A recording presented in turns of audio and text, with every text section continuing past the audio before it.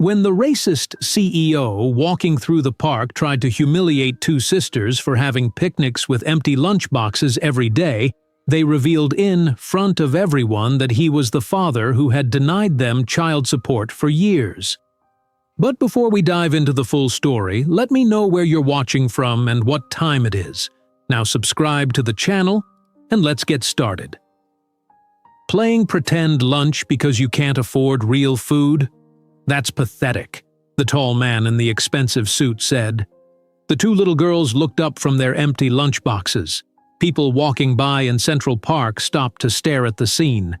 The afternoon sun cast long shadows across the weathered green bench where 7-year-old twins Aisha and Amara Jackson sat. "We know who you are," Aisha said, standing up. Her small hands trembled, but her voice remained steady. Amara stood next to her sister. "You're our father," she added clearly, loud enough for everyone nearby to hear. Richard Thompson's face turned white. Just moments ago, he had been enjoying the perfect day. His lunch meeting with investors at Le Bernardin had gone extremely well.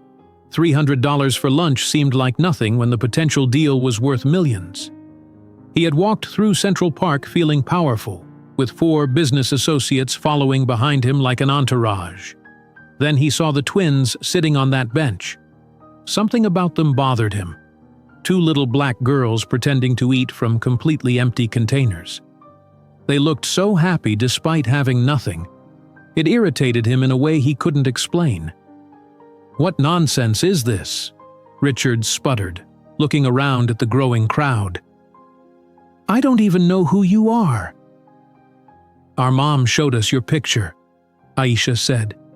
"She keeps it in her drawer." "She told us your name is Richard Thompson," Amara added. "You knew about us before we were born, but you didn't want us." Richard's business associates shifted uncomfortably behind him. One woman stepped forward slightly. "Richard, perhaps we should continue this conversation somewhere more private," she suggested quietly.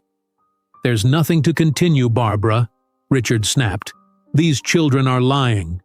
Someone probably put them up to this." An elderly man sitting on a nearby bench stood up and pulled out his phone. "I'm calling Tanya," he said to the girls. "She should be here for this." "Who is Tanya?" one of Richard's associates asked. "Their mother," the elderly man replied. "She works at the diner 2 blocks from here. I see these girls every afternoon while she finishes her shift." More people gathered around, some pulling out their phones to record the scene. Richard felt sweat forming on his forehead despite the cool October air. "This is ridiculous," Richard said. "I'm leaving. I have important business to attend to." As he turned to walk away, a woman's voice called out, "Richard Thompson, don't you dare walk away again." A woman in a waitress uniform rushed toward them, slightly out of breath. She carried a worn folder under her arm. Her name tag read, Tanya. Despite looking tired, she stood tall as she approached. "Mom!" Amara called, running to her mother. Tanya hugged her daughter quickly, then faced Richard. "5 years," she said. "5 years I've tried to get you to take responsibility through the courts." She opened the folder she carried. "Your lawyers always found ways to delay, to question my character, to drain what little money I had for legal fees." Richard stared at her, then at the twins. For a brief moment, he saw something familiar in their faces. The shape of their eyes, the set of their jaws. He quickly pushed the thought away. "I don't know what you're talking about," he said. "I've never seen you before in my life." "We met at Thompson Enterprises," Tanya said. "I was working in accounting while finishing my nursing degree. You know exactly who I am." She pulled out a document from her folder. "Here's the last letter from your lawyer, refusing the paternity test for the 3rd time." Barbara Chen, the marketing director for Thompson Enterprises, stepped forward and looked at the paper. Her eyes widened slightly. "Richard, is there any possibility these allegations are true?" she asked quietly. Before Richard could answer, a tall black man walked quickly toward the group. He wore a blue jacket with Harlem Community Center printed on the back. "Tanya, Mrs. Wilson called me," he said, then looked at the twins. You girls okay?" "We're fine, Mr. Marcus," Aisha said.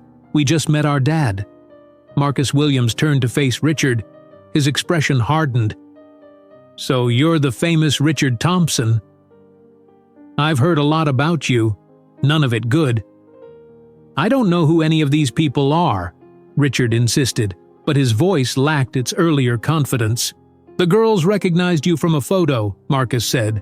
"They've been talking about you since they were old enough to ask questions, wondering why their father lives in a big building with his name on it while their mother works 3 jobs. People in the crowd murmured. Someone whispered, "That's the Thompson from Thompson Enterprises?" Richard looked around, suddenly aware of how many people were watching, how many phones were recording. His carefully built reputation was at risk. "Look," he said, lowering his voice, "if this is about money—" "It's not about money," Tanya interrupted. "It's about 2 little girls who deserve to know their father. And it's about responsibility," Marcus added, "something you clearly know nothing about." One of Richard's associates checked his phone and whispered urgently in Richard's ear. "It's already on social media. People are sharing videos. We need to control this situation." Richard felt trapped. The perfect day had turned into a nightmare in just minutes. He looked at the twins again. They were watching him with expressions that mixed hope and caution. "These are your daughters, Richard," Tanya said, her voice softer now. "Aisha and Amara, they'll be 8 years old in January." "I want proof," Richard said finally. "DNA proof." "That's what we've been asking for since before they were born," Tanya replied. Barbara Chen stepped in smoothly. "We can arrange that immediately. Richard's schedule is open tomorrow morning." Richard shot her an angry look, but Barbara continued, "This situation needs resolution, one way or another." The twins returned to their bench and began packing up their empty lunchboxes, Aisha's purple with stars, Amara's blue with rainbows. The metal clasps clicked shut with finality. "Why do they have empty lunchboxes?" Richard asked despite himself. Tanya's expression tightened. "School lunch is covered by assistance programs. After-school snacks aren't, so they pretend." The simple statement hung in the air between them. "Every day they sit here and pretend to share food with each other," Marcus explained. "They've been doing it for months. Meanwhile, you had a $300 lunch today, didn't you?" Richard didn't answer. For the first time that day, he felt something other than anger or defensiveness. He couldn't name the feeling, but it made his chest tighten uncomfortably. "Here's my card with contact information for the testing facility," Barbara said, handing a business card to Tanya. 9 o'clock tomorrow morning. We'll have results by the end of the week." "We'll be there," Tanya said. As Richard turned to leave with his associates, Amara called out, "Mr. Thompson?" He stopped but didn't turn around. "If you are our dad," the little girl said, "does that mean we have a grandmother too?" Richard walked away without answering, but the question followed him. His mother, Eleanor, didn't know about any of this. She would be devastated to learn she had grandchildren she never knew existed, and furious with him for keeping them from her. As Richard walked out of the park with his phone buzzing constantly with notifications, he realized this confrontation wasn't just going to disappear, and neither were these 2 little girls who claimed to be his daughters. Richard stormed into his penthouse apartment as the sun set over the Manhattan skyline. He threw his expensive suit jacket onto the white leather couch and poured himself a glass of whiskey. His phone hadn't stopped buzzing since he left Central Park. The next morning, Richard sat at his glass desk in his home office staring at his laptop screen. A video of yesterday's park confrontation already had more than 100,000 views. The comments section filled with angry messages calling him a deadbeat billionaire, and worse. "This can't be happening," Richard muttered, rubbing his temples. His phone rang again. The screen showed Barbara Chen, marketing director. It was the 5th time she had called in the last hour. "What is it now, Barbara?" Richard snapped. "The board members are demanding answers," Barbara said. "3 major news outlets have called for statements. We need to meet immediately." Cancel all my meetings today. I need to talk to my lawyers first." Richard ended the call and dialed his attorney. "Jeffrey Wilson speaking. Jeffrey, it's Richard Thompson. I need you at my penthouse in 30 minutes. There's a situation."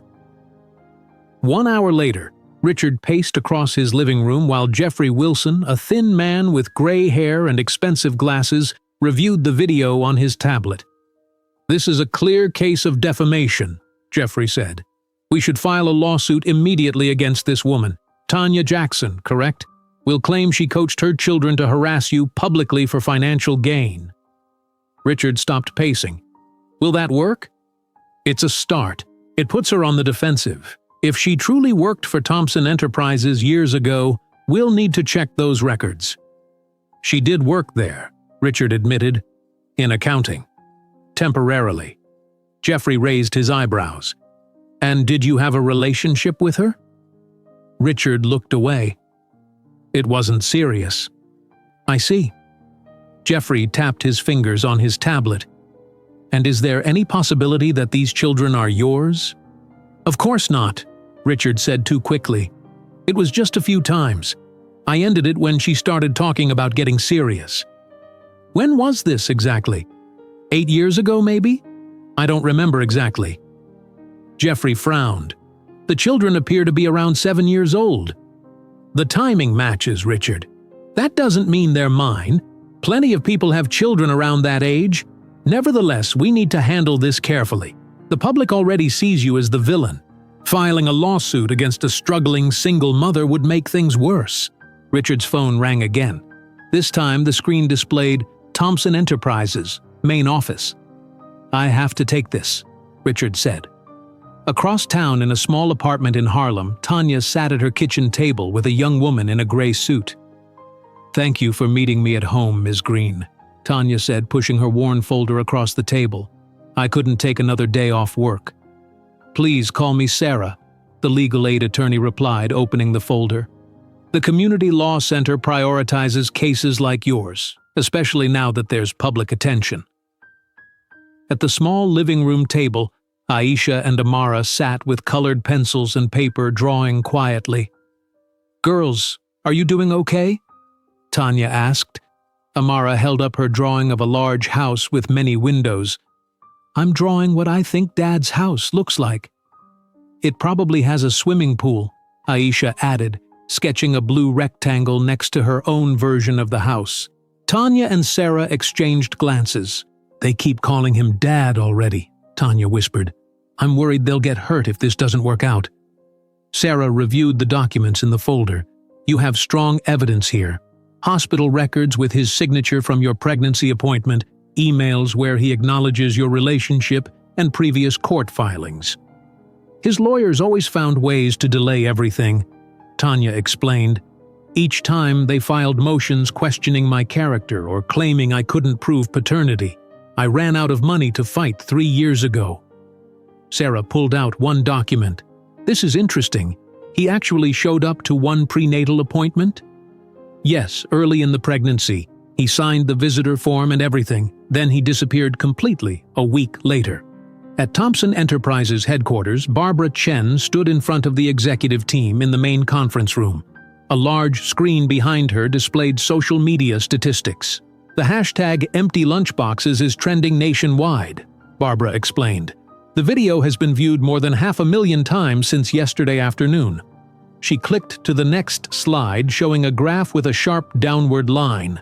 "Our stock has dropped 8% since the market opened this morning," she continued.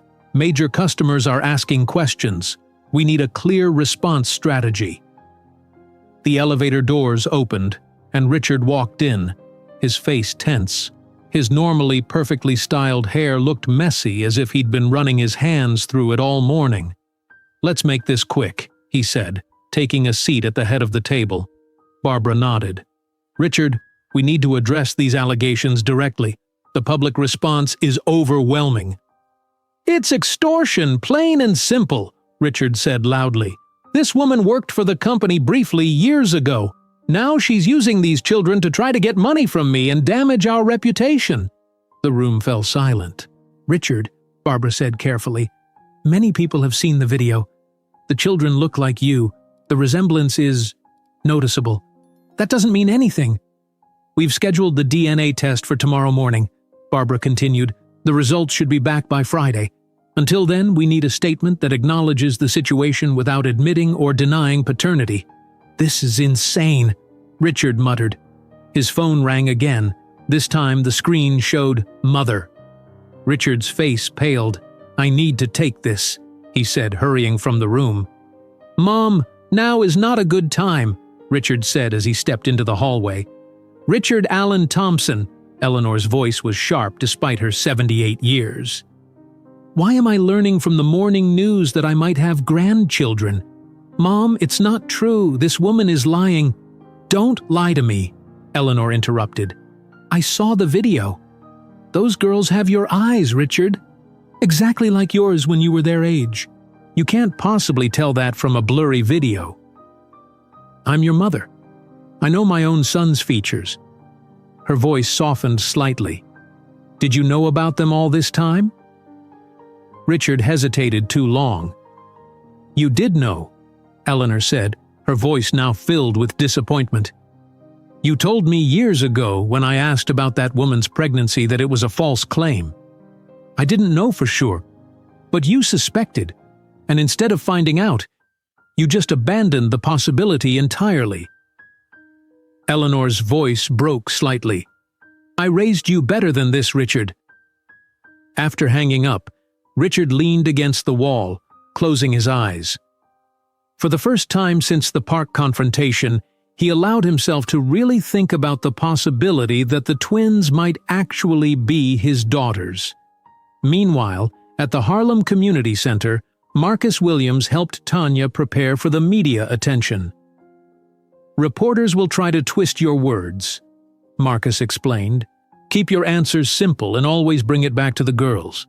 I'm not trying to ruin his life, Tanya said.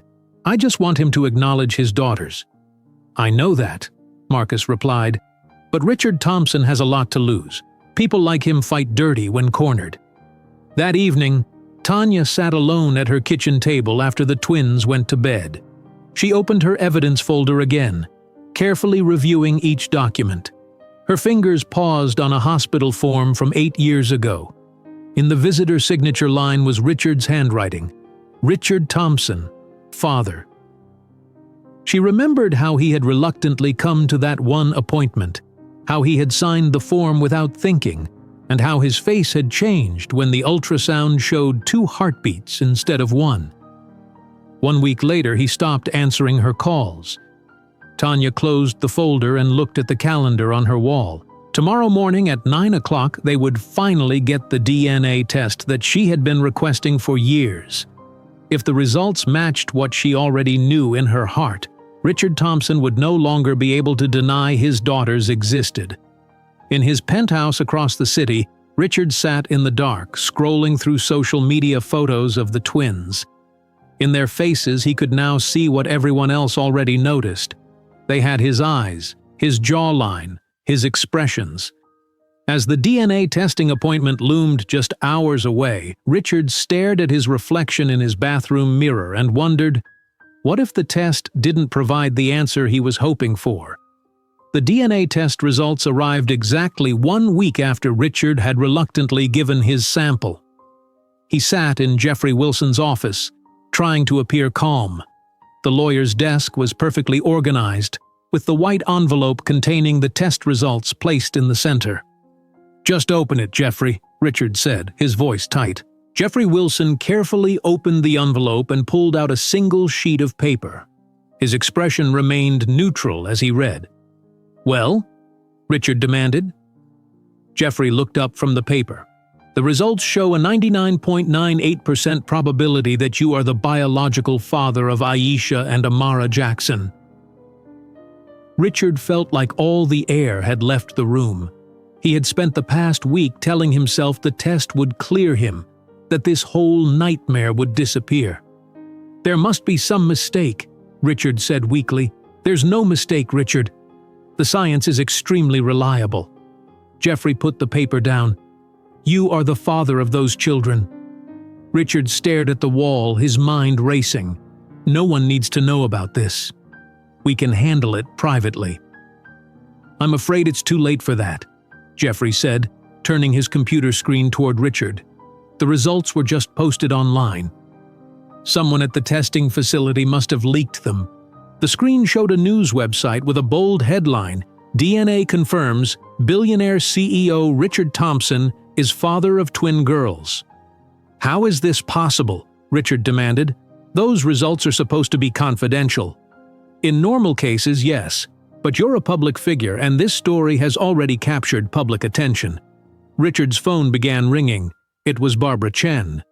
"I assume you've seen the news," Barbara said when he answered. "The board is calling an emergency meeting in 1 hour. You need to be there." 30 minutes later, Richard walked into Thompson Enterprises headquarters. Employees stared as he passed. Some whispered behind their hands. In the boardroom, 10 people sat around the long table, their expressions serious. James Harrington, the vice president, spoke first. "This situation has become untenable, Richard. Our stock has dropped 15% since this story broke." "The DNA test results are all over the news," another board member added. "Customers are threatening to cancel contracts." "We need to address this immediately," James continued. "The board feels you should take a leave of absence while we manage the public relations crisis." Richard started to protest, but Barbara Chen interrupted. "I've prepared a comprehensive PR strategy." She passed folders to everyone at the table. "Our research shows that fighting this will only make things worse," Barbara explained. "The public sympathizes with the mother and children. Our best approach is to acknowledge the situation and demonstrate responsibility." "What exactly are you suggesting?" Richard asked. "A 6-month leave of absence. During that time you establish a relationship with your daughters and create a positive story about family reconciliation." Barbara clicked to display a slide showing a foundation logo. "We also recommend creating the Empty Lunchboxes Foundation to support childhood nutrition programs nationwide." "You want me to take 6 months off and play daddy?" Richard asked incredulously. "We want you to save the company you built," James replied. "This is the only way forward." Meanwhile, in their Harlem apartment, Tanya sat at the kitchen table with Aisha and Amara. She had picked them up early from school to discuss the test results before they heard about it from classmates. "Remember how we took that special test last week?" Tanya began. The twins nodded. "Well, the results came back today. They prove that Richard Thompson is definitely your father." Amara's eyes widened. "So he really is our dad?" "Yes, he is," Tanya confirmed. "Does this mean we'll have to move?" Aisha asked, always practical. "No, honey. We're staying right here in our home," Tanya assured her. "Will we meet our grandmother?" Amara asked. "The one I asked him about in the park?" Tanya hesitated. "I don't know yet. But the test results mean that Richard will need to be part of your lives in some way." "Does he want to be our dad now?" Aisha questioned. "I don't know that either," Tanya admitted. "But the court will make sure he takes responsibility, whether he wants to or not." Back at his penthouse that evening, Richard poured himself another drink and opened his laptop. Social media was flooded with pictures of the twins. People had started sharing side-by-side images of Richard and the girls, pointing out the similarities in their features. Looking at these photos, Richard couldn't deny it anymore. The shape of their eyes, the set of their jawline, even the way Aisha furrowed her brow in concentration, it was like looking at himself as a child. His phone rang. It was his mother. "I saw the test results, Richard," Eleanor said without greeting. "Why did you lie to me all these years?" "Mom, it's complicated." "No, it's not complicated. It's very simple. You got a woman pregnant. She told you about it. And you abandoned her and your children." "Ah, I didn't know for sure they were mine," Richard protested weakly. "You could have taken this test years ago," Eleanor said. "Instead, you hid behind your lawyers and your money.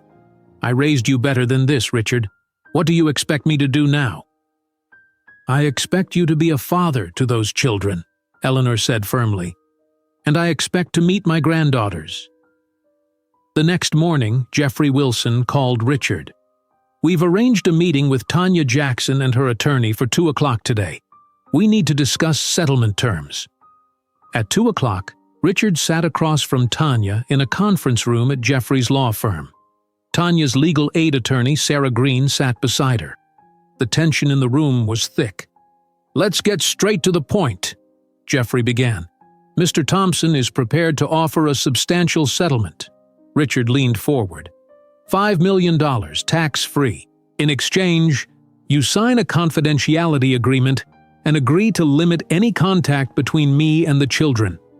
Tanya looked at him steadily. "This isn't about money, Richard. This is about 2 little girls who deserve to know their father. $5 million will give them a better life than you could ever provide," Richard argued. "Money doesn't replace a father," Tanya replied. "I'm not father material," Richard insisted. "The money is the best I can offer." Tanya opened her purse and pulled out her phone. "Before you continue, there's something you should hear." She pressed play. Richard's voice filled the room. "Look, Tanya, I know about the pregnancy. I just can't deal with this right now. I'll take care of it financially, but I need to focus on the company. We're about to go public.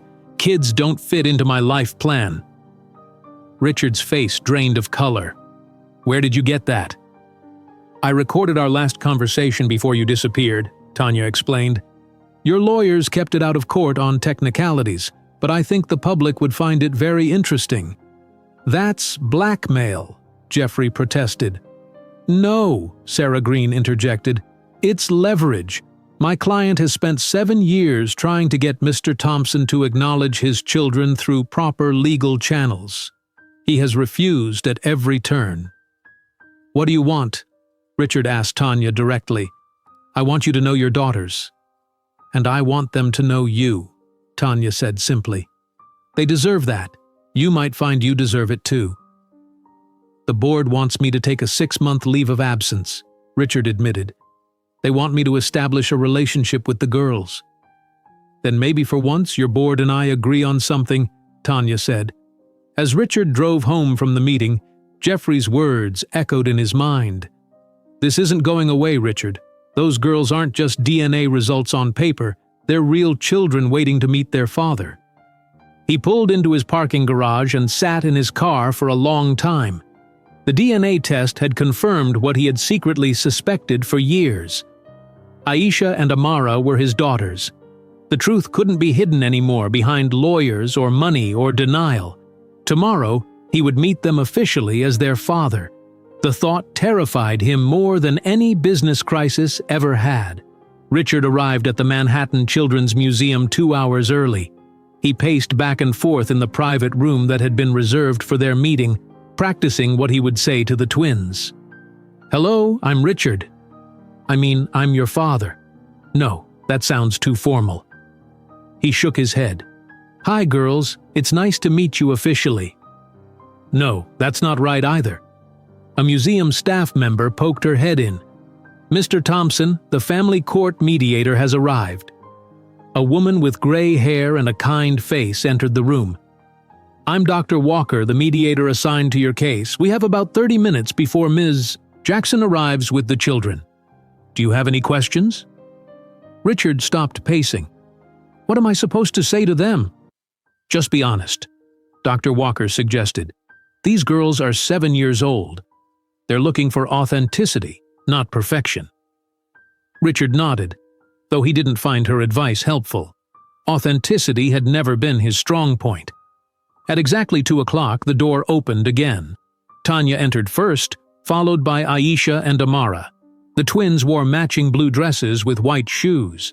They looked even smaller in person than they had in the park. "Hello, Richard," Tanya said formally. "Hello?" Richard replied, his rehearsed speeches forgotten. Dr. Walker smiled warmly. "Aisha and Amara, I'm Dr. Walker. I'm here to help today. This is a special meeting for you to get to know your father." Aisha stepped forward first, looking directly at Richard. "Why did you leave us before we were born?" The directness of her question caught Richard off guard. I wasn't ready to be a father." "When did you get ready?" Aisha pressed. Richard hesitated. I'm still learning. Amara approached him next, holding out a piece of paper. I made this for you. Richard took the drawing. It showed 4 stick figures holding hands, clearly meant to be him, Tanya, and the twins. His throat felt tight. Thank you, he managed. It's all of us together, Amara explained.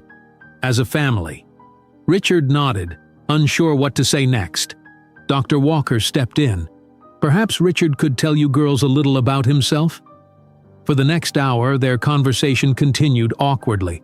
Richard answered the twins' questions with short, careful responses. He showed them photos on his phone of his apartment and his office. Amara asked endless questions while Aisha watched him with cautious eyes. After the meeting, Dr. Walker pulled Richard aside while Tanya took the girls to see a museum exhibit. You seemed very guarded today, she observed. This is all new to me, Richard defended himself. Children can sense emotional walls, Mr. Thompson. Both girls noticed your distance. Aisha mentioned it directly when you stepped out to take that phone call. Richard frowned. I'm trying my best. I understand this is difficult, but these meetings will only be successful if you allow yourself to be emotionally present. Later that afternoon, Richard returned to Thompson Enterprises for an update meeting. Barbara Chen waited for him in the conference room with several charts displayed on the screen. The boycott is gaining momentum, Barbara explained, pointing to the first chart. 3 major retail chains have pulled our products from their shelves. Social media continues to trend against us. This is ridiculous, Richard muttered. I took the DNA test. I met with the girls. What more do people want? Authenticity, Barbara replied. The public can tell you're just going through the motions.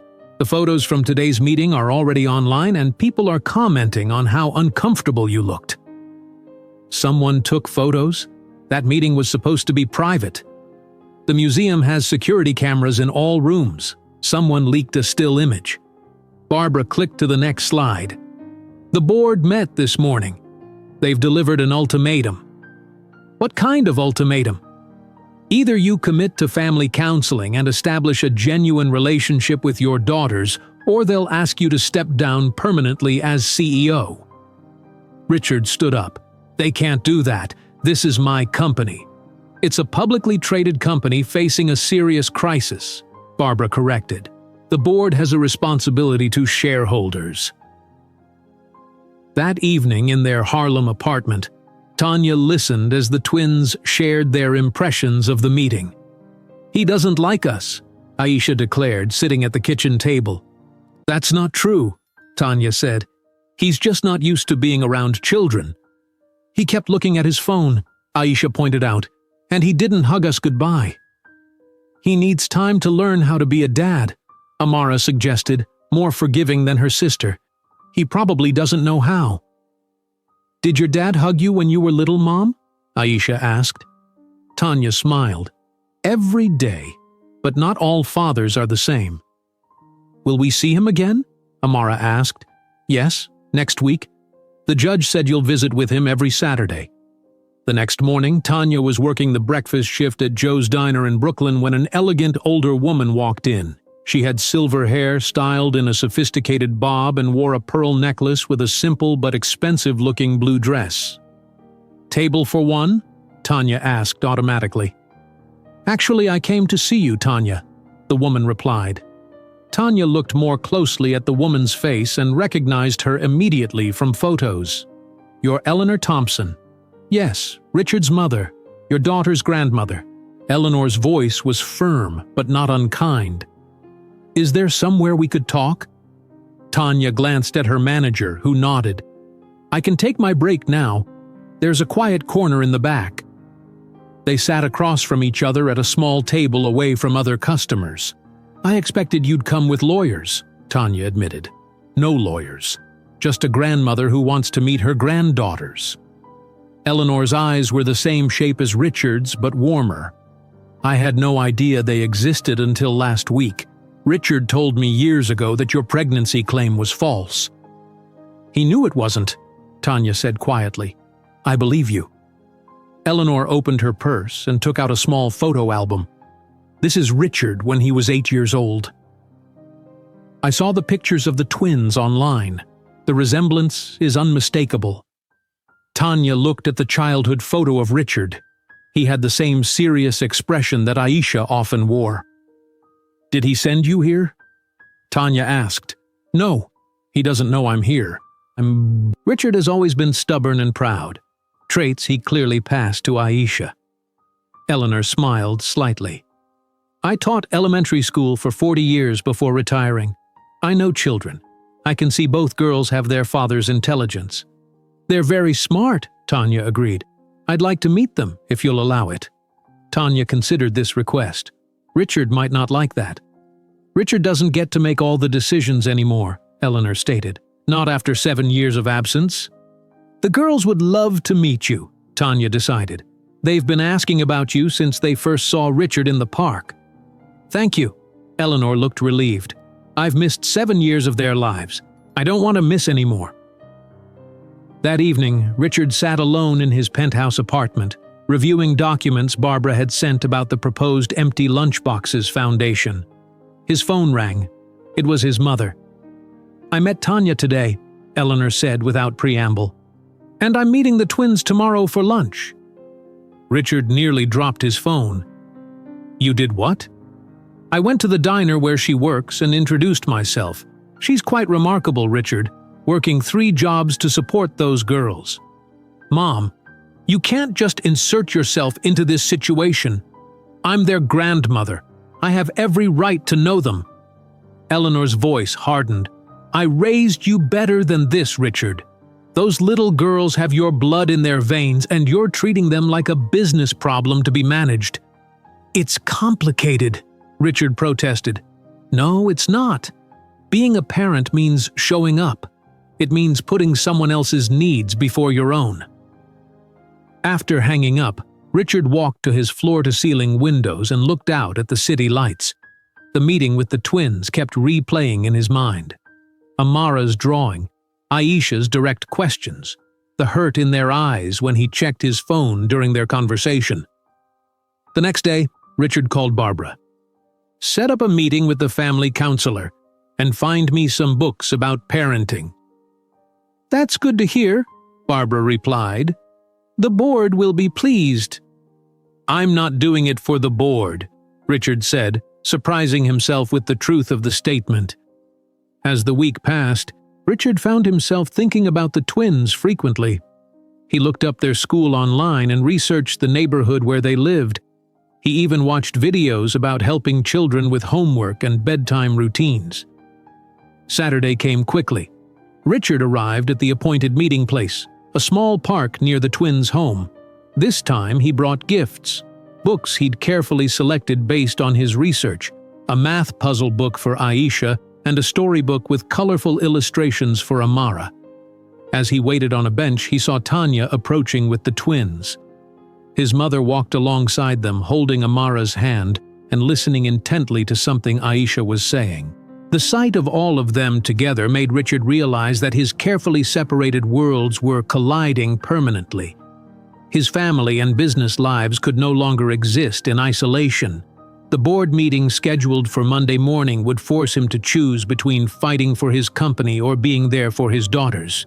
For the first time in his life, Richard wasn't sure which he should prioritize. 1 month passed with Richard attending weekly supervised visits with the twins. These meetings remained stiff and formal, with Richard checking his watch frequently and the girls sensing his discomfort. Today was different. Today was Aisha and Amara's 8th birthday party at Marcus's community center in Harlem, and Richard had been invited. Richard parked his expensive car 2 blocks away, worried it might be damaged in this neighborhood. He carried 2 identical gift boxes wrapped in shiny silver paper with purple ribbons. Inside each box was a brand new tablet computer, the latest model that wasn't even available in stores yet. "Will they like these?" Richard muttered to himself as he approached the community center. "Do 8-year-olds even use tablets?" The Harlem Community Center was a brick building with peeling paint and a small playground outside. Inside, colorful balloons and streamers decorated a large room. About 20 children ran around playing games while parents chatted in small groups. When Richard walked in wearing pressed khaki pants and a button-down shirt, conversations stopped. Parents turned to stare at him. He recognized their expressions, the same looks he got when the news first broke about his daughters. "You came!" Amara spotted him first and ran over, grabbing his hand. "Mom said you might be too busy." "I'm here," Richard said awkwardly, holding out the gift boxes. "Happy birthday." "Thank you." Amara took one box, then pulled him by the hand. "Come meet my friends. This is my dad," she announced proudly to a group of children. "He was lost, but he found us." Richard felt his face flush as the children stared at him with open curiosity. Aisha approached more slowly. "Hello," she said formally. "Thank you for coming." "Happy birthday," Richard repeated, handing her the second gift box. "I got you something." "You can put gifts on that table," Aisha pointed. "We open them after cake." Richard placed the boxes on the designated table, noticing that the other gifts were much smaller and wrapped in simpler paper. He felt suddenly self-conscious about his expensive presents. Marcus Williams appeared beside him. "Glad you could make it, Richard. Let's talk outside for a minute." They stepped into the small courtyard behind the center. "I appreciate you coming today," Marcus began. "It means a lot to the girls." "I'm trying," Richard replied. "Are you?" Marcus asked directly. "Because from where I stand, it looks like you're just checking boxes to satisfy the court and save your company." Richard stiffened. "You don't know anything about me or my situation." "I know those two little girls have spent every birthday wishing their father would show up," Marcus said. "I know Tanya works herself to exhaustion to give them what they need, and I know you could have changed that at any time in the past 8 years." "What do you want from me?" Richard demanded. "Nothing for me. But for those girls, they need a father who actually shows up, not just physically but emotionally too." Marcus looked Richard in the eye. "Privilege isn't just about money, Richard. It's about choices. You've had the privilege of choosing whether to be a father. Tanya never had the choice not to be a mother." Inside, Tanya was arranging paper plates for the cake. Several women helped her, laughing and talking easily together. "Cake time, everyone," Tanya called, and the children quickly gathered around the table. Richard watched as everyone sang "Happy Birthday." The twins stood together, beaming at their friends. Tanya stood behind them, her hands resting gently on their shoulders. Despite her obvious exhaustion, Richard had learned she'd worked a morning shift at the diner before the party. She managed everything with grace. When it was time to open presents, the children sat in a circle on the floor. Richard stood awkwardly at the back of the room as Aisha and Amara opened gifts, mostly books, small toys, and clothing items. "Open the silver ones next," a little girl suggested, pointing to Richard's packages. Amara tore into her box first, gasping when she saw the tablet inside. "Look, Aisha! It's like the ones at the library, but newer." Aisha opened hers more carefully. "Thank you," she said politely to Richard, but her expression was reserved. Richard noticed Tanya's face tighten with worry as she saw the expensive gifts. He hadn't considered how such costly items might create problems. Would they be targets for theft in the girls' neighborhood? Would they make the twins stand out among their friends? The door opened, and Eleanor Thompson entered, carrying 2 wrapped packages. "Sorry I'm late. Traffic was terrible." "Grandma!" Amara jumped up and ran to hug her. In the 4 weeks since Eleanor had first met the twins, they had formed a strong bond. Even Aisha, who remained distant with Richard, had warmed quickly to her grandmother. "Happy birthday, my darlings," Eleanor said, handing each girl a package. "I made these myself." The twins unwrapped the gifts to find handmade quilts. Each one was colorful with their names embroidered in the center. "I made them from some of Richard's old baby clothes," Eleanor explained, lowering herself to the floor despite her age to sit with the girls. "See this blue patch? That was from his favorite shirt when he was just a little older than you. Richard felt uncomfortable seeing his mother so easily connect with the daughters he still struggled to talk to. Eleanor got down on the floor to play with them, listened to their stories, and seemed to genuinely enjoy their company. Suddenly, a flash of light came from the window. Richard turned to see a man with a camera peering in from outside. The photographer wore a press badge around his neck. "How did they find out about this?" Richard muttered, then strode toward the door. "Hey, this is a private party." He pushed through the door and confronted the photographer. "Delete those photos right now." "Public sidewalk, Mr. Thompson," the man replied smugly. "I have every right to be here. People want to see America's most reluctant father at his kid's birthday party." "They're children!" Richard shouted, feeling a surge of anger unlike anything he'd felt before. "Leave them alone!" The photographer backed away, still snapping pictures. Richard started to follow him, but Marcus called from the doorway. "Richard! We need help inside." The lights in the community center had gone out. The building was completely dark except for the emergency exit signs. "Power outage," Marcus explained. "Happens sometimes in this neighborhood when too many air conditioners run at once. We have candles, but we need more light to continue the party." Richard quickly pulled out his phone and turned on the flashlight. "I have a powerful emergency light in my car," he said. "I'll get it." As he jogged to his car, Richard realized this was the first truly useful thing he'd done for his daughters. Not writing checks or buying expensive gifts, but solving an immediate problem that affected their happiness. Within 15 minutes, Richard had set up emergency lights around the community center. Other parents had found candles and battery-powered lanterns. The party continued with a game of shadow puppets that the children loved.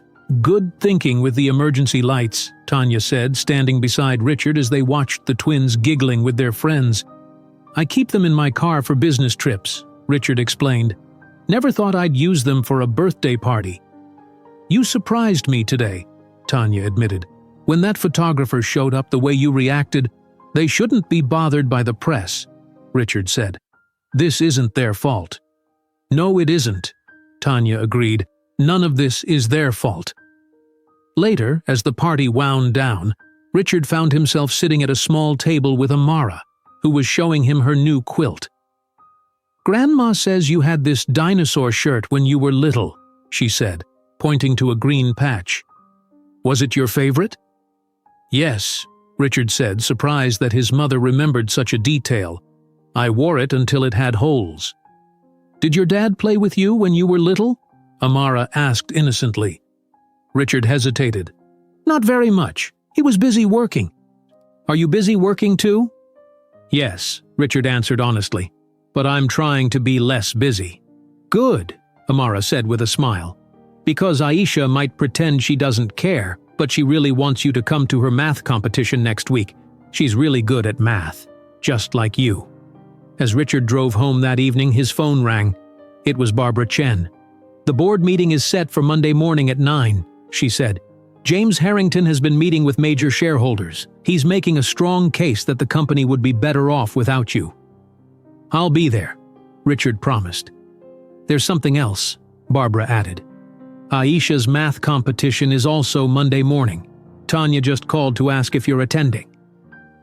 Richard gripped the steering wheel tightly. The choice he had been avoiding was now directly in front of him, his company or his daughters. As he pulled into his garage, Richard stared at his reflection in the rearview mirror. For the first time in his adult life, he wasn't sure what his priority should be. Monday morning arrived and Richard stood in front of the mirror adjusting his tie. His phone showed 6 missed calls from board members and shareholders. The board meeting at Thompson Enterprises headquarters would start in 1 hour. Aisha's math competition would begin at the same time at her school across town. Richard's driver waited outside his apartment building. "Thompson Enterprises, sir?" the driver asked when Richard slid into the back seat. After a long pause, Richard said, "No. Take me to Washington Elementary School in Harlem." The school auditorium was packed with parents and students when Richard arrived. He spotted Tanya and Eleanor sitting near the front with an empty chair between them. When he walked down the aisle, Whispers spread through the audience. "You came," Tanya said, genuine surprise in her voice as Richard sat down. "The board meeting?" Eleanor began. "Can wait," Richard finished. On stage, Aisha stood with 4 other children at the math competition finals. When she spotted Richard in the audience, her eyes widened briefly before she returned her focus to the math problems. Richard watched as Aisha quickly solved complex equations, her forehead wrinkled in concentration just like his did. She won first place by solving a problem none of the other children could figure out. When the principal called Aisha to receive her medal, she stepped up to the microphone. "I want to thank my sister Amara for always believing in me, my mom for helping me practice every night even when she was tired, my grandma for teaching me tricks for remembering multiplication." She paused, looking directly at Richard. "And my father, who is learning to be part of our family." Richard felt unexpected tears form in his eyes. He quickly blinked them away, uncomfortable with this strange new emotion. After the ceremony, Richard checked his phone. 23 missed calls. "I have to go," he told Tanya. "The board meeting—" "I understand," Tanya said. "Thank you for coming today." It meant everything to her. Richard arrived at Thomson Enterprises 45 minutes late. The board members sat around the large glass table in the main conference room, their faces tight with irritation. "How nice of you to join us, Richard," James Harrington said coldly. The vice president was a tall man with silver hair and a permanent frown. "We've been reviewing the latest numbers without you." "I apologize for my tardiness," Richard said, taking his seat at the head of the table. "My daughter had an important school event." Several board members exchanged surprised glances at his straightforward explanation. James clicked to the next slide on his presentation. "Thomson Enterprises has lost 3 major contracts in the past month. Our stock has fallen by 17% since this situation began. Major retailers have pulled our products from their shelves. The public relations crisis continues to affect all areas of business," another board member added. "We need to take decisive action." James nodded. "I believe it's time for Richard to step down permanently as CEO. We need fresh leadership untainted by scandal." Richard looked around the table. Many board members avoided his eyes. These were people he had worked with for years, some for decades, yet now they sat ready to push him out of his own company. "May I speak?" Richard asked. James nodded reluctantly. "I agree that this situation has damaged our company," Richard began. "But I propose a different solution." He opened his laptop and connected it to the room's display system. A new slide appeared showing a logo, the Empty Lunchboxes Foundation. "I propose we create a nationwide program focused on after-school nutrition for children," Richard explained. "We'll invest $50 million to provide healthy after-school meals to children who need them." Barbara Chen leaned forward with interest. "This could transform our image from a company in crisis to one with a meaningful social mission." "Exactly," Richard continued. "We'll partner with schools and community centers across the country. This isn't just about public relations, it's about making a real difference." $50 million is an enormous investment during a financial crisis, James objected. "It's an investment in our future," Richard countered. "Both the companies and the countries." As the discussion heated up, Richard's phone buzzed with a text message. He glanced down at it. "Tanya, Aisha wants to know if you'll help with her science project tomorrow. She's studying electrical circuits." For the first time in his career, Richard stood up during the middle of a crucial meeting. "I need a brief recess," he announced. "We'll continue this discussion in 15 minutes. In the hallway, Richard called Tanya. "Yes, I can help with the science project," he said when she answered. "What time would work best for her?" "Are you sure?" Tanya asked. "I know you're busy with the company situation." "I'm sure," Richard said, surprising himself with how much he meant it. When Richard returned to the boardroom, the discussion continued for another 2 hours. The board remained divided on his proposed foundation, with James leading the opposition. "We need to put this to a vote," James finally said. "All in favor of removing Richard Thompson as CEO, raise your hands." Several hands went up, but not enough for a majority. "All in favor of Richard's proposed foundation and his continued leadership with a revised role, raise your hands." This time, a slim majority raised their hands. "The motion passes," Barbara announced, unable to hide her relief. "The Empty Lunchboxes Foundation will be established and Richard will continue as CEO with modified responsibilities." As the meeting ended, Richard saw James huddled with two key shareholders near the door. Their expressions told him this battle wasn't over. Barbara approached Richard as others left the room. "James met with major investors over the weekend," she said quietly. "He's still trying to remove you permanently." "I figured as much," Richard replied.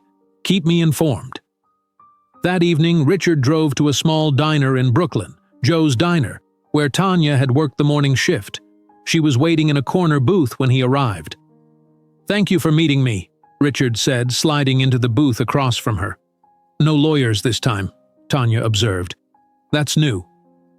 The waitress brought coffee, recognizing Tanya with a friendly smile. "Your usual, hun, and for your friend?" "Just coffee for now, Denise, thanks," Tanya replied. When they were alone again, Richard took a deep breath. "I want to apologize," he said, the words feeling foreign in his mouth. "Not just for the past 7 years, but for how I treated you during your pregnancy." Tanya looked surprised. "That's the first time you've apologized without your lawyer scripting it." "I was scared," Richard admitted. "When you told me you were pregnant, all I could think about was how it would affect the company. We were about to go public. The timing seemed terrible." "The timing is always terrible for unplanned pregnancies, Richard. I know that now," he said. "When I saw Aisha today, solving those math problems, I saw myself at that age. I never gave myself permission to see the connection before." Tanya sipped her coffee, studying him over the rim. "Why are you really here, Richard?" "I want to know about the girls, the early years I missed. What were they like as babies?" Tanya's expression softened slightly. She pulled out her phone and opened her photo gallery. They were tiny at birth. Amara was only 4 pounds. Aisha was stronger from the beginning. She swiped through images of 2 tiny babies, then toddlers with bright eyes. Aisha walked first, but Amara talked first. They've always been that way. Aisha is physical and practical, Amara is verbal and imaginative. Richard looked at each photo carefully. They had no father in these pictures. "They had Marcus," Tanya said, "and their grandfather, my dad, until he passed away 3 years ago. But no, they didn't have you." "I can't change the past," Richard said, "but I'm trying to be here now." "Because the court ordered it," Tanya pointed out. "At first, yes," Richard admitted. "But today, when I chose Aisha's competition over the board meeting, that was real." Tanya studied him for a long moment. "I believe you. And that's progress." As they continued talking, Richard's phone rang.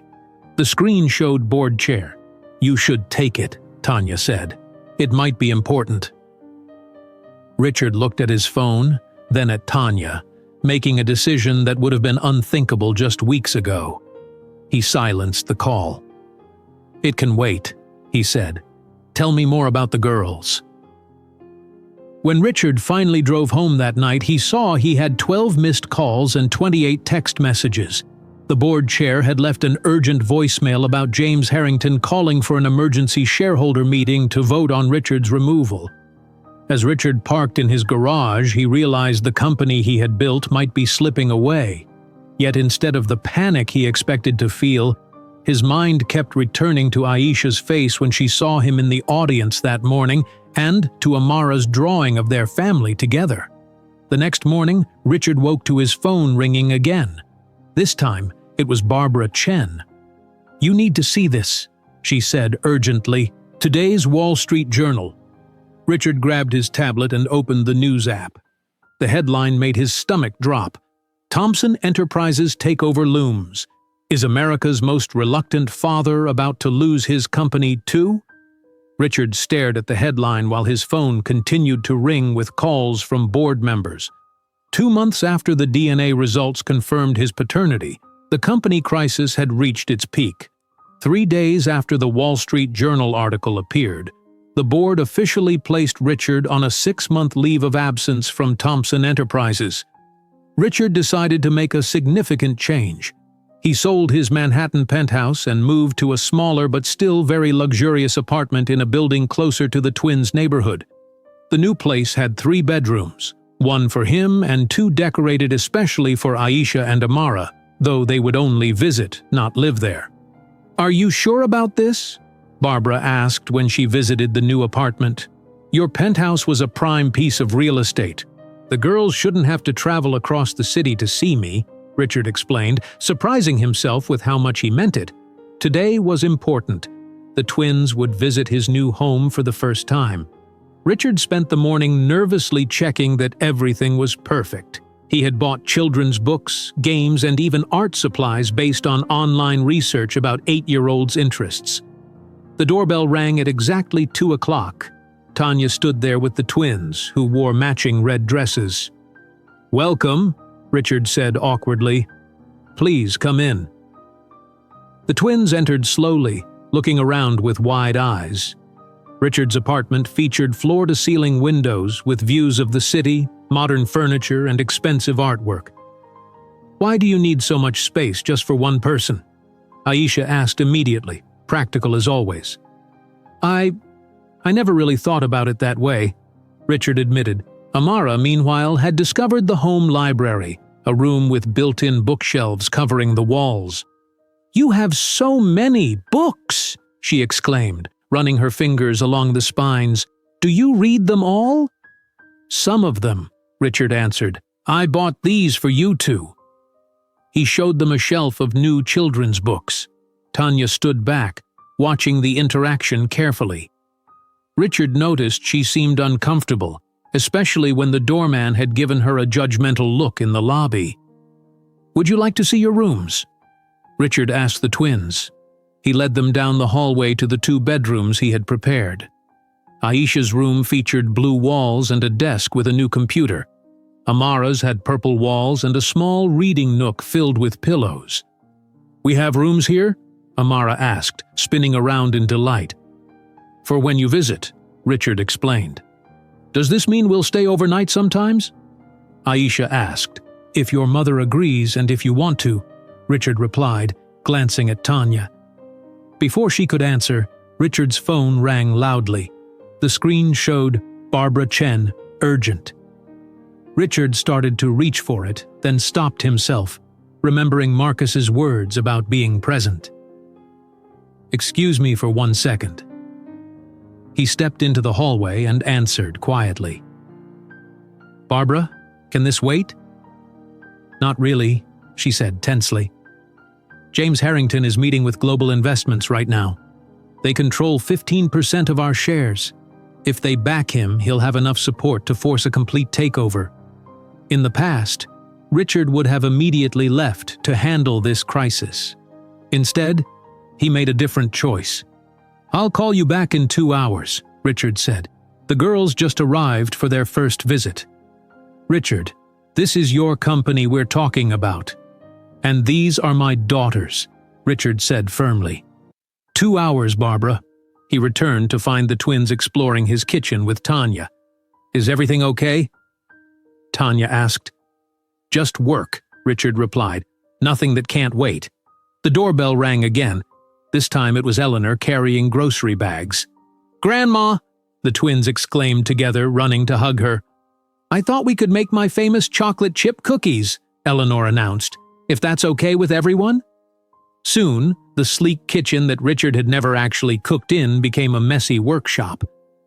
Flour dusted the countertops as Eleanor directed their baking project.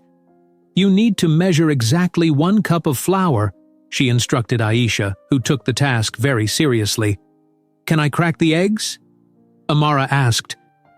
"With help," Tanya answered, standing beside her. Richard felt strangely out of place in his own home. 4 generations of his family worked together in the kitchen: his mother, the mother of his children, his daughters, and himself. Yet he barely knew how to interact with them. "Richard, you're in charge of mixing," Eleanor declared, handing him a large bowl. "I don't really bake," he admitted. "Did you bake cookies with Grandma when you were little?" Amara asked, her face covered in a smudge of flour. "Yes, he did," Eleanor answered before Richard could speak. "He was always very precise with the ingredients, just like Aisha. But he made a terrible mess, worse than you two." "Mom," Richard protested weakly, "it's true. Remember when you were 9 and tried to make cookies by yourself? You used salt instead of sugar and turned the mixer on too high. There was flour all over the kitchen ceiling." The twins giggled, delighted by this glimpse into their father's childhood. "Did your dad bake with you?" Aisha asked Richard directly. Richard shook his head. "No, my father worked a lot. He didn't spend much time at home." "Like you," Aisha observed. The simple statement hit Richard hard. He was becoming exactly what he had resented as a child. As the cookies baked, filling the apartment with a warm smell, the doorbell rang again. This time it was David Miller, Richard's college roommate. "Sorry to drop by unannounced," David said. "I was in the neighborhood for a meeting and thought I'd see your new place." He stopped, noticing the twins. "Oh, I didn't realize you had company." "David, meet Aisha and Amara, my daughters," Richard said. "Girls, this is my friend David from college." David's eyes widened slightly, but he recovered quickly. "It's wonderful to meet you both. I've known your dad since we were teenagers." "Did he make messes back then too?" Amara asked. David laughed. "The biggest messes. Your dad may look perfect now, but in college, his side of the room was a disaster." Richard found himself smiling despite his embarrassment. The cookies came out of the oven and everyone gathered around the dining table to eat them while they were still warm. Later, after the twins went with Tanya and Eleanor to explore the building's playroom, David stayed behind with Richard. "So," David said, "those are your daughters, the ones from the news stories." "Yes," Richard confirmed. "Why didn't you ever tell me?" "We've had dinner at least twice a year for the past decade." Richard sighed. "I didn't tell anyone. I convinced myself they weren't my responsibility." "That doesn't sound like the Richard Thompson I know," David observed. "You've always been about taking responsibility, sometimes too much."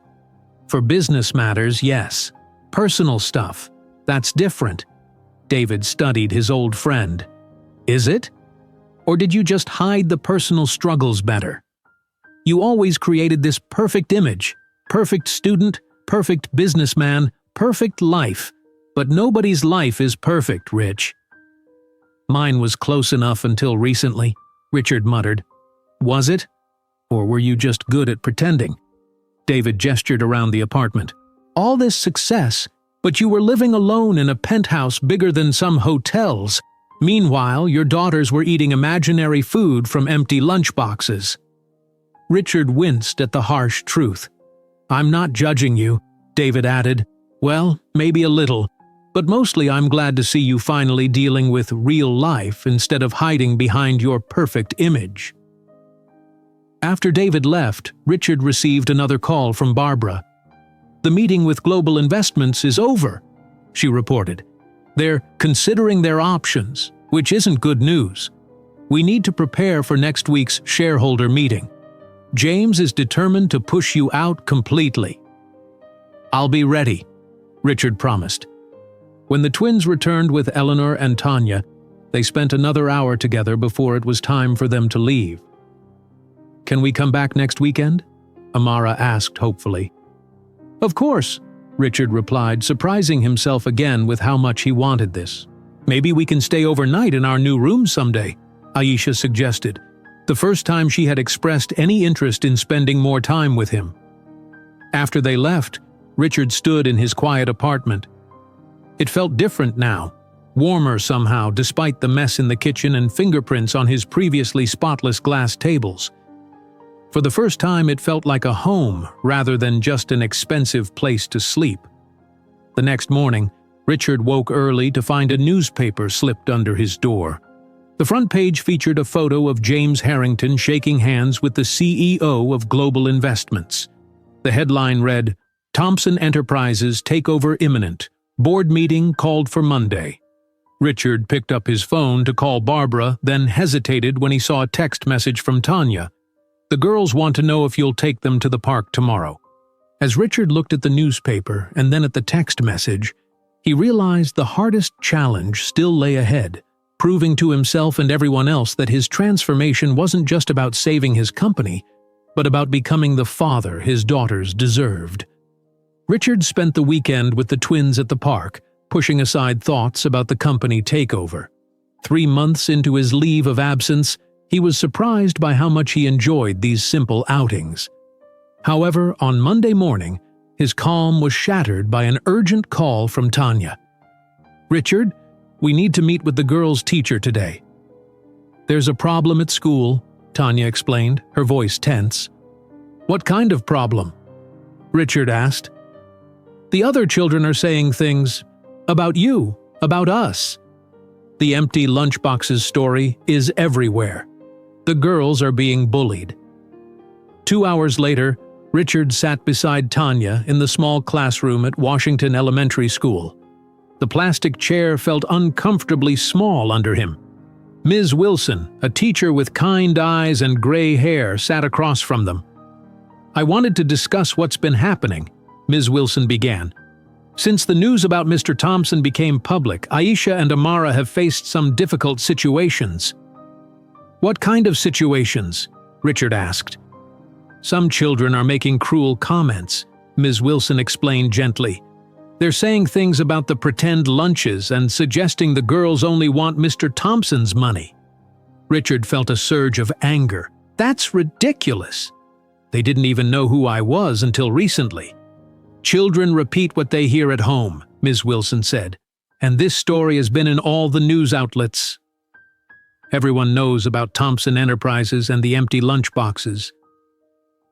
Tanya reached into her purse and pulled out a crumpled note. "We found this in Aisha's backpack yesterday. She didn't want to show me." Richard took the note and read the childish handwriting. "Your dad is only pretending to like you because people made him. He doesn't really want you." "This is unacceptable," Richard said firmly. "What is the school doing about it?" "We've spoken to the children involved and their parents," Ms. Wilson assured them. "We have a strict no-bullying policy, but I wanted you both to be aware of the situation." For the first time, Richard and Tanya presented a united front as parents. Richard restrained his impulse to demand names or threaten lawsuits, while Tanya allowed him to be part of the decision-making. After the meeting, they walked together to the parking lot. "I have a suggestion," Richard said. "Wellington Academy is one of the best private schools in the city. I serve on their board. The girls would receive an excellent education there." Tanya looked uncertain. "Isn't that the school where all the wealthy families send their children?" "Yes, it has an excellent reputation." "I'm not sure that's the right solution," Tanya said. "Moving them away from their friends and community into a school filled with privileged children. They'd have opportunities they don't have here," Richard argued. "We should ask the girls what they think," Tanya suggested. "It's their education." That evening, Richard joined Tanya at their apartment to discuss the school option with the twins. "Wellington Academy has advanced math programs," Richard explained, looking at Aisha. "And a great creative writing program," he added for Amara's benefit. Aisha perked up at the mention of math. "Do they have special math teams?" "Yes, they compete nationally," Richard confirmed. Amara looked less enthusiastic. "But what about my friends?" "And Miss Wilson? She knows how to help me when I get stuck on reading." "Wellington has very small classes," Richard said. "The teachers can give you lots of individual attention. Before we decide anything," Tanya interjected, "we should visit the school, see if you like it." 2 days later, Richard drove them all to Wellington Academy. The building was impressive, a large brick structure with manicured lawns and a state-of-the-art playground. "It looks like a castle," Amara whispered as they approached. Inside, Headmaster Phillips greeted them in the main hall. "Mr. Thompson, how wonderful to see you, and these must be your daughters we've heard about." Richard noticed how the staff stared at him curiously. They knew him only as the stern businessman who attended board meetings twice a year, not as a father touring the school with his children. As they walked through the halls, Aisha showed interest in the science lab with its advanced equipment. Amara paused to look at artwork displayed in the hallways. In the library, they encountered a girl about the twins' age, wearing an expensive uniform and reading alone at a table. "Olivia," Headmaster Phillips said, "I'd like you to meet potential new students, Aisha and Amara Jackson." The girl looked up, her expression changing when she saw Richard. "My daddy says your father is losing his company because he's too busy playing family now." Richard recognized her immediately, Olivia Harrington, James's daughter. "Olivia, that's not appropriate," the headmaster scolded. "My daddy says they're only here because they want his money," Olivia continued, ignoring the warning. Aisha stepped forward, her small shoulders squared. "We don't want his money. We just wanted to know who our father was." "Olivia, please return to your class," Headmaster Phillips said firmly. Once she left, he turned to Richard. "I apologize for that. James Harrington's daughter can be difficult." As they continued the tour, Richard watched the twins closely. Aisha seemed interested in the academic opportunities, but Amara kept looking back toward the exit. "What did you think?" Richard asked when they returned to the car. "The math room was amazing," Aisha said, "but that girl was mean." "I don't want to go there," Amara stated simply. "Everyone would look at us weird, like we don't belong." Richard realized Wellington might solve one problem, but create others.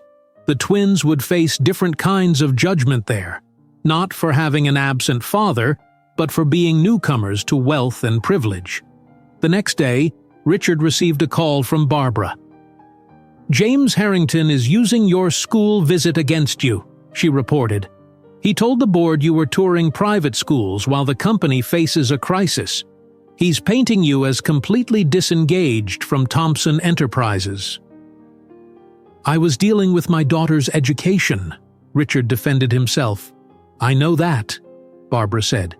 "I'm defending you in every meeting. But James is gaining support. The shareholders' meeting is next week, and it's going to be close." That evening, Richard met with Tanya at a small coffee shop near her workplace to discuss their options. "I've been thinking about Wellington," Richard began. "I'm not sure it's the right fit after all." Tanya looked surprised. "Really? I thought you were set on it."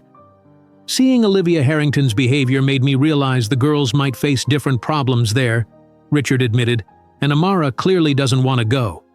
So what do we do? They can't stay at Washington Elementary with this bullying situation." "I researched other options," Richard said, sliding a brochure across the table. "Lakeside Academy. It's still a good school with strong academic programs, but it has a much more diverse student body. Many children there have scholarships."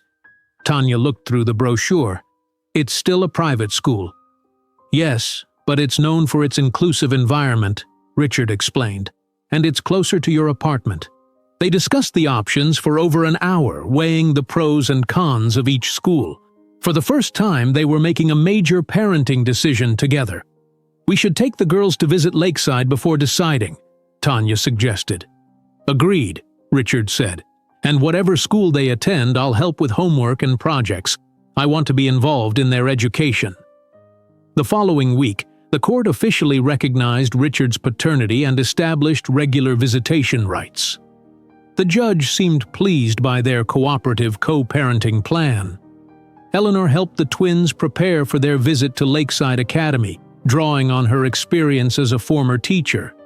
"School is about more than just classes," she told them as they practiced introducing themselves. "It's about finding where you belong and what you love to learn." The night before the Lakeside visit, Richard came to the twins' apartment to help with homework. He sat at the small kitchen table with Aisha working through math problems while Amara read aloud from her book, practicing for reading class. Tanya prepared dinner, watching Richard patiently explain fractions to Aisha. This scene, a normal family evening with homework and dinner, would have been unimaginable 3 months ago. After dinner, as Richard prepared to leave, his phone buzzed with a text from Barbara. "Confidential, board vote tomorrow. James has secured support from global investments. Prepare for battle." Richard stared at the message, then looked back at the twins cleaning up their homework at the table. Aisha caught his eye. "Will you come to Lakeside with us tomorrow?" she asked. "I want to see their math room." Richard hesitated, glancing at his phone again. The board vote could determine the future of his company, but the school visit would shape his daughter's future. "Yes," he said finally. "I'll be there." As he drove home, Richard realized he was facing the biggest choice of his life. Fighting for his company or being there for his daughter's important day. He couldn't do both. Richard barely slept that night, his mind torn between the board meeting and the school visit. By morning, he had made his decision. He called Tanya first. "I need to go to the board meeting," he explained. "James Harrington is trying to take over the company. I have to be there." "The girls will be disappointed," Tanya said, "but they'll understand." Next, Richard called Barbara Chen. "I'll be at the meeting. Can you come to my apartment tonight to help me prepare?" That evening, Barbara arrived with stacks of reports and presentations. They worked at Richard's dining table, reviewing financial data and shareholder positions. "James has been meeting with investors for weeks," Barbara explained. "He's convinced many of them that the company would perform better without you. After 15 years of building this company," Richard said, shaking his head. As they worked, Richard's phone rang. The screen showed Tanya's number.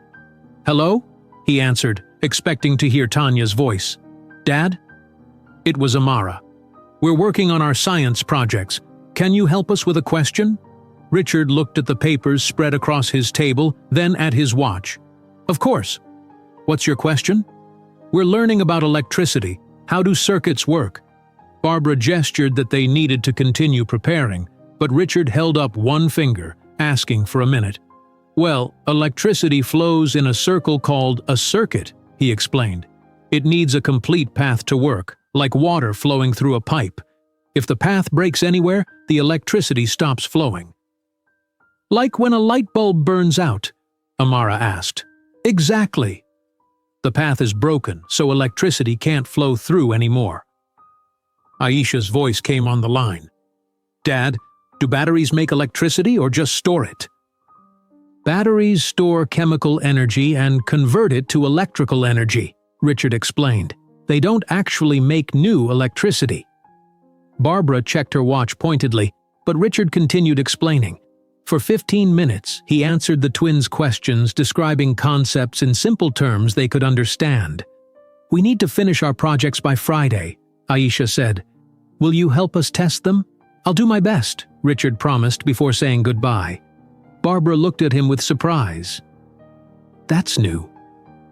You've never put a business meeting on hold for a personal call before." "They had questions about their science project," Richard said simply. They worked for several more hours, preparing arguments and responses for every possible scenario at tomorrow's meeting.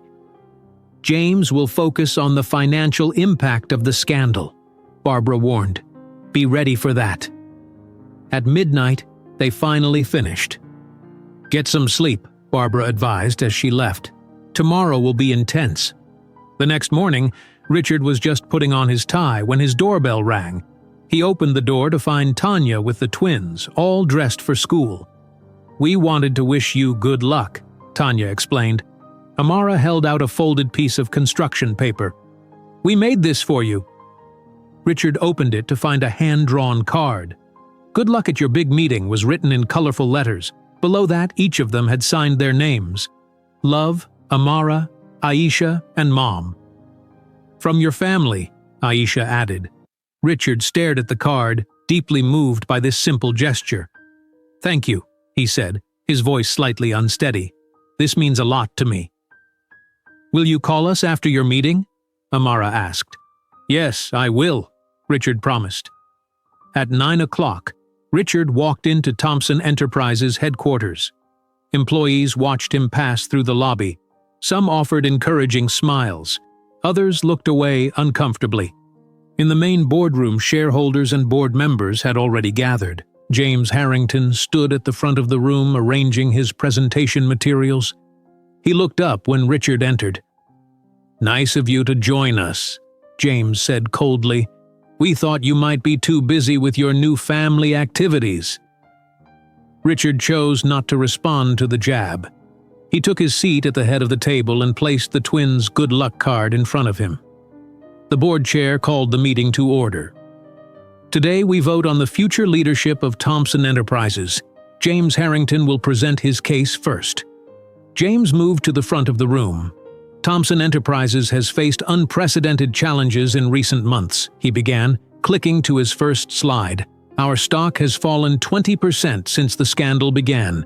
Charts and graphs illustrated the company's financial struggles." James paced confidently as he spoke. "During Richard's absence, however, we've seen recovery. The stock has risen 5% in the last month alone." He turned to face the room directly. "The question we must ask is simple. Is Richard Thompson still the right person to lead this company? His personal distractions have become professional liabilities." Several board members nodded in agreement. "My proposal is straightforward," James continued. "I will assume the role of CEO. Richard will transition to a non-executive position on the board. This provides continuity while removing the complications of his current situation." When James finished, the room fell silent. All eyes turned to Richard. "Mr. Thompson, your response?" the board chair prompted. Richard stood slowly. He had planned to begin with financial projections and business strategies, but looking at the good luck card, he made a different choice. "5 months ago, I stood in Central Park and denied knowing my own children," Richard began. "I've spent 15 years building this company, but in that moment I realized I'd failed at something far more important." The room was completely silent. "My daughters taught me about responsibility in ways this company never could. They showed me that success isn't measured by stock prices or market share." Richard moved to the presentation screen and brought up a different slide, the logo for the Empty Lunchboxes Foundation. "I'm proposing something more than just a leadership change," he continued. "I want to transform our entire corporate mission." He outlined a comprehensive restructuring plan. The Empty Lunchboxes Foundation would receive $50 million in initial funding to provide after-school meals nationwide. The company would implement expanded family leave policies for all employees. "As for leadership," Richard continued, "I propose a new team structure. I'll remain involved at a strategic level, but day-to-day operations will be managed by a leadership committee, including Barbara Chen as Chief Operating Officer." Barbara looked surprised. Richard hadn't mentioned this plan to her. "And I'm proposing Tanya Jackson as the director of the Empty Lunchboxes Foundation," Richard added. "No one understands the issue better than she does." James interrupted. "This is absurd. You can't just create a charity to distract from your failure as a leader." "It's not a distraction," Richard countered. "It's a redirection. A company can be profitable while also being purposeful." Suddenly, the boardroom door opened. Eleanor Thompson walked in, elegant in a navy blue suit. "Mom?" Richard said, surprised. "What are you doing here?" Eleanor addressed the room. "I'm a shareholder. I've held 20% of this company's stock since its founding." She walked to the front of the room, standing beside her son. "I've watched Richard build this company from nothing. Yes, he made a terrible personal mistake. But in addressing that mistake, he's become a stronger leader, not a weaker one." Eleanor looked directly at James Harrington. "This company was founded on innovation and integrity. Richard's plan honors both those values." The board chair cleared his throat. "Thank you, Mrs. Thompson. We'll now proceed to the vote." During the voting period, Richard stepped into the hallway to call the twins. "How's your meeting going?" Aisha asked when she answered. "It's still happening," Richard said. "They're voting right now." "Are you going to win?" Amara's voice came through the speaker. "I don't know," Richard answered honestly, "but I want you both to know something important. No matter what happens with the company, you two are my priority now. That won't change." "Even if you lose your company?" Aisha asked. "Even then," Richard confirmed. "Some things matter more than business." When Richard returned to the boardroom, the board chair was tallying the votes. "The final count is 15 in favor of Richard's restructuring plan, 14 opposed," the chair announced. "The motion passes." A mixture of applause and disappointed murmurs filled the room. James Harrington stood abruptly. "This is a mistake," he declared loudly. "I resign, effective immediately. I won't be part of this company's downfall." As he stormed out, Barbara approached Richard. "Congratulations, though I think we just traded one problem for another." "We'll manage," Richard said confidently. Outside the building, reporters waited for comment. "Mr. Thompson, do you feel victorious today?" one shouted. Richard considered the question. "Today wasn't about winning," he said finally. "It was about finding the right balance. For too long, I prioritized business success over everything else. I've learned that was a mistake." As the reporters continued shouting questions, Richard's phone rang. It was Tanya. "The school called," she said. "Aisha got into a fight defending you. We need to meet with the principal right away." Richard signaled to his driver. "I'm on my way," he said, leaving the press conference behind. As his car pulled away from Thompson Enterprises, Richard realized the hardest challenges still lay ahead. Not in the boardroom, but in proving to his daughters that his transformation wasn't just about saving his company, but about becoming the father they deserved. 1 year after the park bench confrontation, Central Park looked different on this sunny morning. A crowd gathered around a green bench, not the weathered one where Aisha and Amara once sat with empty lunchboxes, but a new bench with a small bronze plaque that read, "Where empty becomes full." Richard stood beside Tanya as she cut a bright red ribbon stretched across the side of a colorful food truck. The truck had "Empty Lunchboxes" foundation painted on its side, along with pictures of healthy meals. "I officially declare the first Empty Lunchboxes meal truck open," Tanya announced, her voice strong and confident. The crowd applauded as the truck's side window opened to reveal kitchen staff ready to serve food. Aisha and Amara, now 9 years old, stood nearby wearing matching t-shirts with the foundation logo they had helped design. Both girls had grown taller over the past year. Aisha's hair was cut short in a practical style, while Amara wore her longer hair in colorful beaded braids. "Dad, can we serve the first meals?" Amara asked, tugging at Richard's sleeve. Richard nodded. "Of course. That's why we're here." Richard watched as his daughters climbed the small steps into the truck. They looked so different from the cautious, hungry children he had mocked a year ago. Aisha's math abilities had earned her a place in a special weekend program for gifted students. Amara had started writing stories about a girl who discovers her father is secretly a superhero. Richard himself had changed just as dramatically. He wore jeans and a foundation t-shirt instead of his usual expensive suit. His once perfectly styled hair was slightly messy and he hadn't shaved that morning. The transformation went deeper than appearance. The permanent tension he had carried in his shoulders for 15 years had eased. "I never thought I'd see this day," Marcus said, walking up to stand beside Richard. "You actually look relaxed." "I feel relaxed," Richard admitted. "Most days, anyway." Marcus nodded toward the truck. "The foundation is doing good work. We've already seen the difference at the community center. Kids are coming in with full stomachs, ready to learn." "That's all Tanya," Richard said. "She's the heart of this operation." Tanya stood nearby talking with a reporter. She wore her nursing assistant scrubs under her foundation jacket, planning to head directly to the community clinic after the event.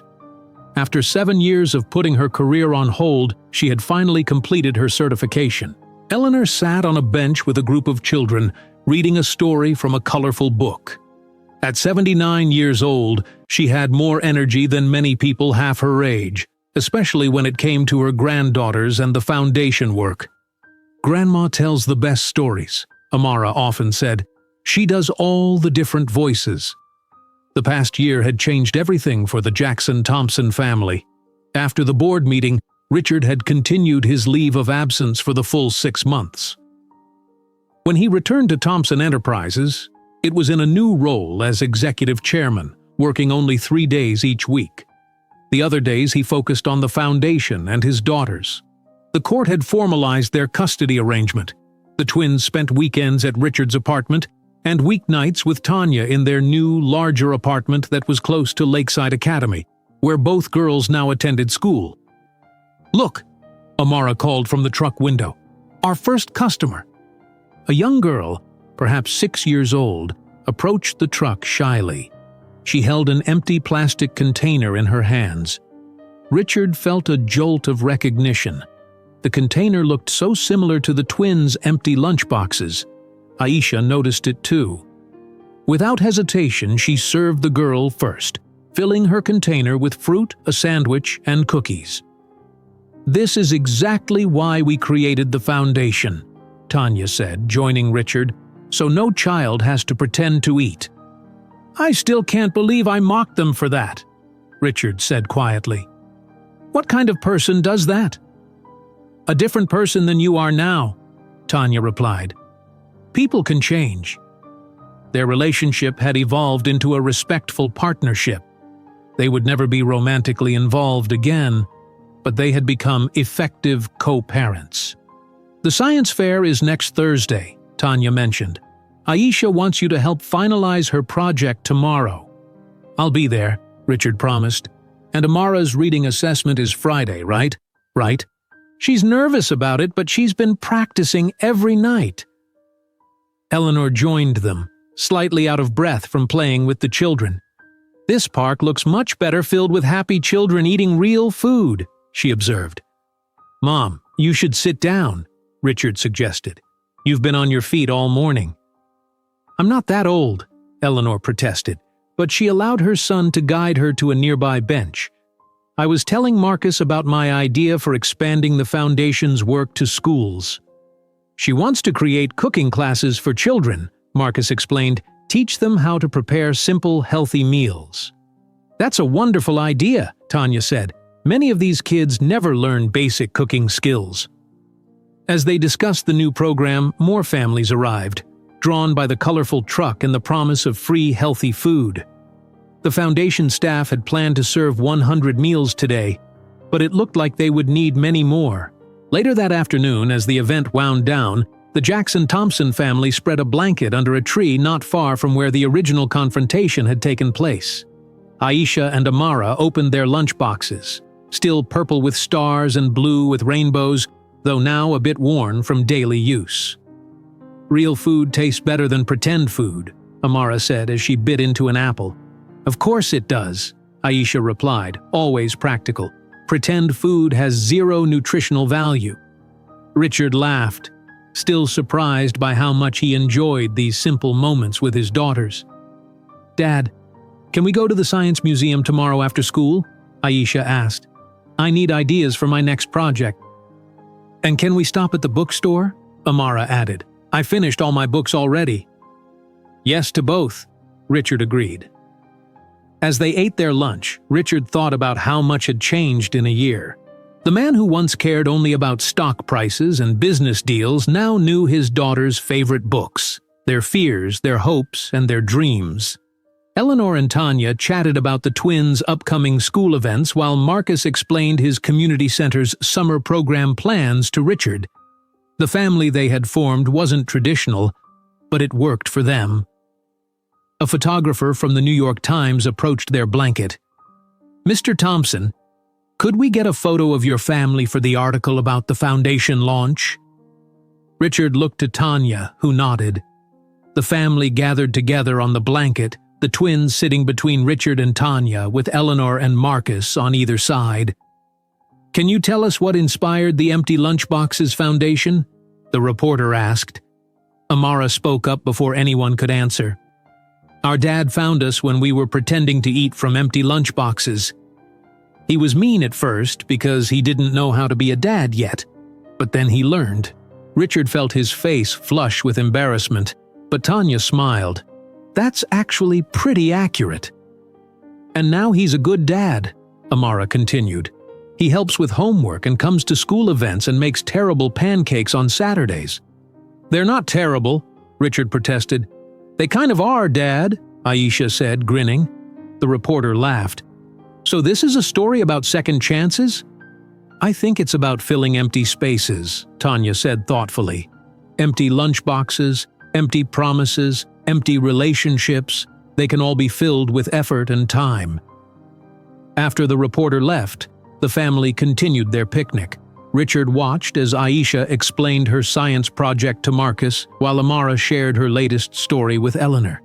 Tanya caught his eye and smiled, a genuine smile between two people who had moved past hurt to create something important together. 1 year ago, Richard Thompson had been defined solely by his wealth and corporate success. Now he measured value differently. The empty lunchboxes that once symbolized absence and neglect had become the foundation of a new purpose, a reminder that it's never too late to fill the empty spaces in each other's lives. As the twins packed up their real lunchboxes, now truly full instead of empty, Richard realized that he too was full of something that no business success had ever given him. He had found in this unexpected family what he had been searching for his entire life, a place where he truly belonged. If you enjoyed today's video, I'm sure you'll love the next one. Don't waste time. Just click on the screen.